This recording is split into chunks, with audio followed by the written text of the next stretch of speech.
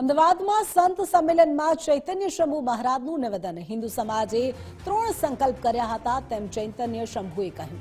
મહારાજ રામ મંદિર, કાશી વિશ્વનાથ મહાદેવ, મથુરામાં શ્રી કૃષ્ણ મંદિરનો સંકલ્પ હતો। અયોધ્યામાં હવે રામલલ્લા બિરાજમાન થઈ ગયા છે। હવે આપણે હર હર મહાદેવના નારા લગાવવાના છે। સાથે જ કહ્યું કે સમાજ આજે કાશી અને મથુરાના નામે એક થઈ રહ્યો છે। हिंदू समाजे 3 संकल्प करेला।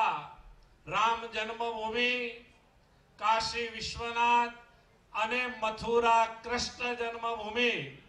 राम जन्मभूमि मुक्ति थई गई। 22મી तारीखे डंकानी चोट पर આપણે અયોધ્યાની અંદર રામલલાને બિરાજમાન કર્યા અને હવે અહીંયાથી વારંવાર એવું કહેવાય છે કે જય શ્રી રામના નારા આપણે બોલવા જોઈએ ન બોલવા જોઈએ એવું નહીં, પણ જય શ્રી રામ, રામલલા બિરાજમાન થઈ ગયા। હવે આપણે હર હર મહાદેવના નારા ચાલુ કરવાના છે। જ્ઞાનવાપીની અંદર હર હર મહાદેવ આપણા બેસવા જોઈએ।